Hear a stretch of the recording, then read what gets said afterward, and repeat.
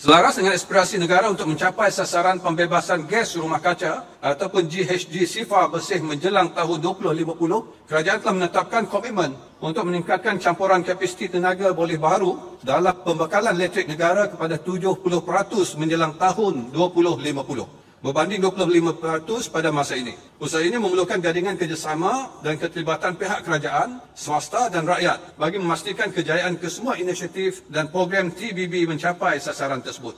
Dalam hubungan ini, usaha untuk merealisasikan sasaran pengalihan tenaga ini akan dilakukan secara menyeluruh berdasarkan pertimbangan yang teliti ke atas faktor-faktor keupayaan sistem, grid, permintaan bekalan elektrik hijau, nilai limpahan ekonomi serta kesanggupan membayar oleh pengguna. Secara asasnya, aspirasi pengalihan tenaga ini akan dikecapi melalui pelaksanaan inisiatif berikut. Pertamanya, pembangunan loji jana kuasa solar bagi meningkatkan pembekalan tenaga elektrik hijau pada kos yang berpatutan. Kedua, memanfaatkan ruang bumbung bangunan ataupun permukaan air untuk pemasangan sistem solar bagi mengelakkan tebus guna tanah. Yang ketiga, mengelakkan kepelbagaian sumber penjanaan tenaga iaitu daripada sumber bukan solar seperti biogas, biogesim dan hidro untuk menjamin sekuriti pembekalan elektrik. Keempat, membangunkan program khusus untuk membolehkan capaian bekalan elektrik hijau oleh pengguna korporat bagi menarik serta mengekalkan pelaburan bersih dan bernilai tinggi oleh syarikat-syarikat Renewable Energy 100 ataupun RE100. Dan yang kelima,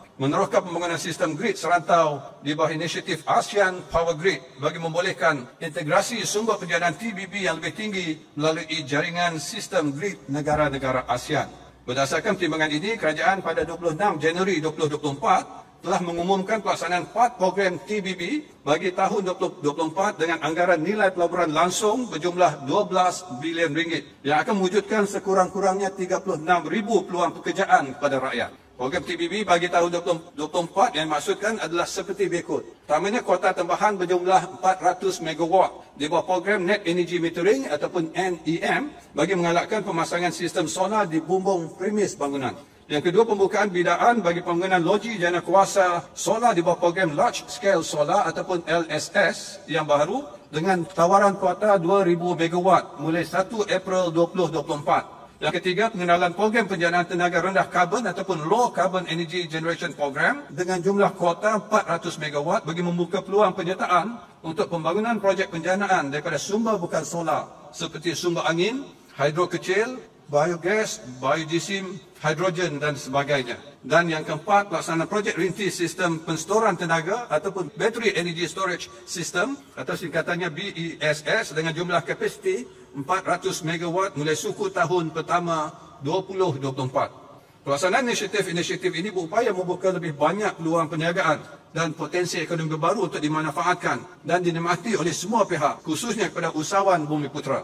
Kesemua inisiatif ini merupakan pembangkit kepada pelaksanaan lebih banyak program TBB yang sekaligus membolehkan keterlibatan atau penyertaan lebih ramai usahawan Bumiputera dalam agenda pengalihan tenaga.